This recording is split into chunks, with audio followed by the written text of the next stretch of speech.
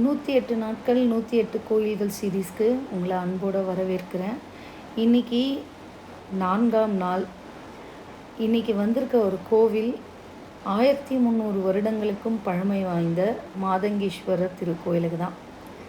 காஞ்சிபுரம்னு சொன்னாலே கைலாசநாதர் கோயில், ஏகாம்பரநாதர் கோயில், காமாட்சி அம்மன் கோவில்னு தெரிஞ்ச அளவுக்கு நிறைய கோவில்கள் மக்களுக்கு பிரபலமாக தெரியறது இல்லை. அதனால தான் நான் இந்த சீரீஸை எக்ஸ்க்ளூசிவாக 108 நாட்கள் 108 கோவில்கள்ன்ற சீரீஸாக ஆரம்பித்தோம். அதில் இன்றைக்கி 4ஆவது நாளில் மாதங்கீஸ்வரர் திருக்கோயிலுக்கு தான் வந்திருக்கோம். இந்த திருக்கோயில் எங்கே அமைய பெற்றிருக்கு அப்படின்னா, காஞ்சிபுரம் பஸ் ஸ்டாண்டுக்கு பக்கத்துலேயே ஒரு 5 நிமிஷம் நீங்கள் வாக் பண்ணிங்கனாலே இந்த கோவிலுக்கு நீங்கள் வந்துடலாம். லொக்கேஷனை நான் லொக்கேஷன் லிங்க்கில் கொடுத்துருக்கேன். இந்த கோவிலுடைய உள் நுழைஞ்சு வரும்பொழுதே பார்த்தீங்கன்னா ஒரு அரச மரத்தையும் பார்ப்பீங்க. அந்த அரச மரத்துக்கு பக்கத்துலேயே நந்தி தேவர் இருப்பார். மேற்கு நோக்கி நம்ம மாதங்கீஸ்வரர் அமர்ந்த நிலையில் நமக்கு காட்சியளிப்பாங்க. இந்த கோவிலுடைய நடை திறப்பு நேரம்னு பார்த்தீங்கன்னா காலையில் 8 மணிலேருந்து 12 மணி வரைக்குமோ, மாலையில் 4:30 மணிலேருந்து 7 மணி வரைக்கும்னு சொல்கிறாங்க. காஞ்சிபுரத்தில் இருக்கிற பலருக்குமே இந்த கோவில் தெரியாது. ஏன்னா அந்த கோவிலுடைய நுழைவு வாயிலே சுமார் 4 அடி தான் இருக்குமே. நீங்கள் மெயின் ரோடு அவ்வளோ பிஸியான ஒரு ஹாஸ்பிட்டல் ரோடு, அங்கே 4 அடி வழியில் உள்ளே வந்தீங்கன்னா தான் பின்புறமாக மாதங்கீஸ்வரரோட கோயில், அவ்வளோ அழகான ஒரு கோவில் மறைஞ்சிருக்கிறத நீங்கள் பார்ப்பீங்க. இந்த கோவிலுடைய சிற்பங்களும் இந்த கோவிலுடைய கட்டிட எழிலையும் பார்க்கும்போதே நிறைய பேர் சொல்வீங்க கைலாசநாதருடைய பிரதிபலிப்பாக இருக்குது அப்படின்னு சொல்லிட்டு. ஏன்னா அங்கே பயன்படுத்தின மாதிரியே மணற்கற்களும் சில இடத்துல கிரானைட்டும் இந்த கோவிலில் பயன்படுத்தியிருக்காங்க. அதே மாதிரி சிங்கமுக தூண்களும் கோவிலுடைய எல்லா பக்கத்துலேயுமே பார்ப்பீங்க. அது மட்டும் இல்லாமல் இந்த கோவிலுடைய சிறப்பு அம்சம் என்னென்னா, இங்கே இருக்கிற மாதங்கீஸ்வரர் மேற்கு நோக்கி அமர்ந்திருப்பார்.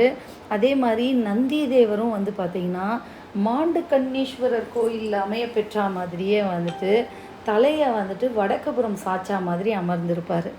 இந்த சிங்கமுக தூண்கள் பல்லவர்களுடைய தனித்துவமான ஒரு சிற்பக்கலை அப்படின்னே சொல்லலாம்.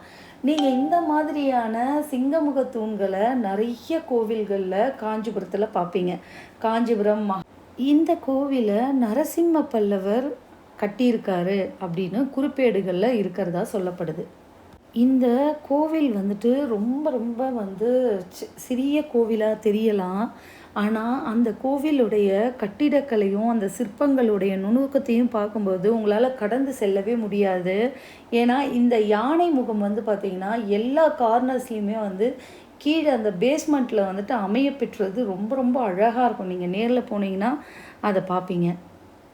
உண்மையிலேயே கோவில் ரொம்ப சிறிய கோவிலாக இருந்தாலுமே இந்த சிற்பங்கள் எல்லாம் பார்க்கும்பொழுது அதனோட முக்கியத்துவத்தை நம்மளால் புரிஞ்சிக்க முடியும், இந்த கோவிலோடைய முக்கியத்துவத்தை. ஏன்னா உயரமான மேடையில் அமைந்துள்ள இந்த சிறிய கோவில் ஒரு கருவறை, அர்த்த மண்டபம் மற்றும் இங்கே அருள்பாலிச்சிட்ருக்கும் மாதங்கீஸ்வரர் சிவபெருமான் லிங்க வடிவில், அதுவும் 16 பட்டைகள் கொண்ட லிங்க வடிவில் நம்மளுக்கு காட்சியளிப்பார். அது மட்டும் இல்லாமல் இந்த கோவிலுடைய பெயரை வச்சு மாதங்க முனிவருடன் இந்த கோவில் தொடர்பு இருக்குது அப்படின்னும் சொல்லப்படுது. இந்த சிற்பங்கள் எல்லாம் பார்க்கும் பொழுது உங்களால் கடந்து நடந்தே வர முடியாது.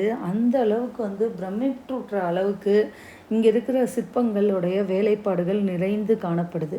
வெளிப்புற சுற்றுலா மட்டும் இல்லை, முகமண்டபத்துக்குள்ளாரையும் பார்த்தீங்கன்னா எல்லா புறம் இந்த முகமண்டபத்தில் அமைய பெற்ற சிற்பங்களுடைய பெயர்களை கேட்கும்போதே ரொம்ப மனநிறைவோடு இருக்கும். ஏன்னா சிற்பங்கள் ஒவ்வொன்றுத்தையும் ஒவ்வொரு விஷயத்தை ரெப்ரசன்ட் பண்ணும். அதில் ஒன்று பார்த்திங்கன்னா ராவண அனுகிரக மூர்த்தி அப்படின்ற ஒரு சிற்பமும் இருக்குது. அதே மாதிரி கஜ சம்ஹார மூர்த்தி, கங்காதர மூர்த்தி மற்றும் ஊர்த்துவ தாண்டவ மூர்த்தி அப்படின்னு பல வகையில் சிவபெருமானோட கோலத்தை நீங்கள் இங்கே வந்தீங்கன்னா பார்ப்பீங்க. ஒவ்வொரு சிற்பத்துக்கும் பின்னாடியும் ஒரு புராண கதை இருக்குது.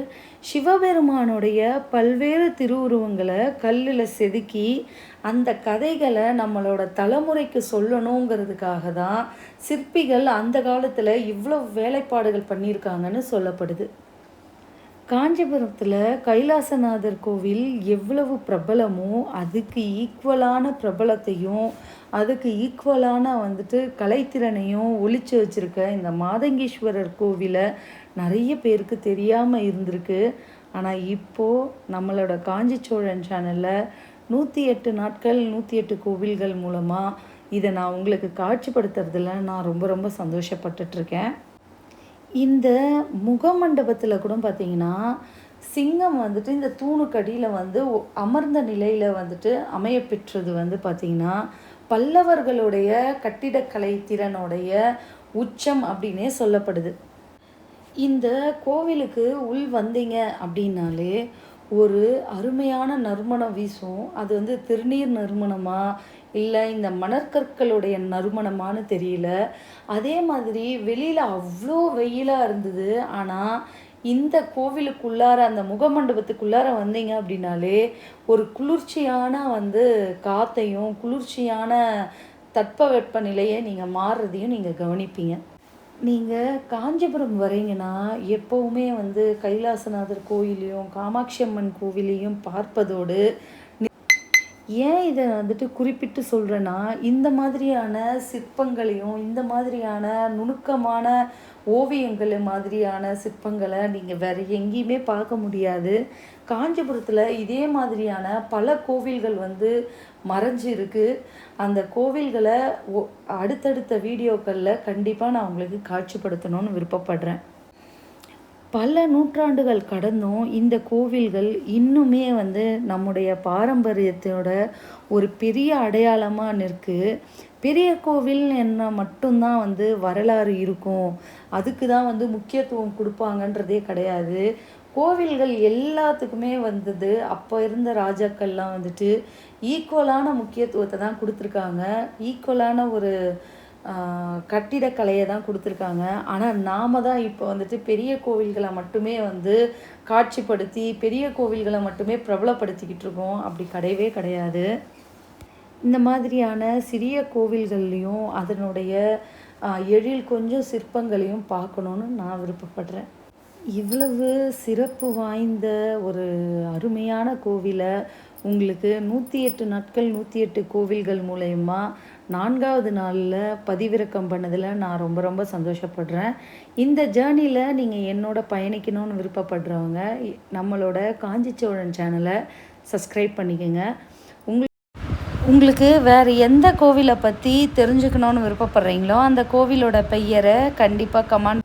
இந்த வீடியோ பிடிச்சிருந்தா லைக் அண்ட் ஷேர் பண்ணுங்கள். உங்களோட ஷேரிங் தான் மற்றவங்களுக்கு இந்த மாதிரியான அற்புத கோயில்களை எடுத்துகிட்டு போயிட்டு சேர்க்கும். நன்றி, வணக்கம்.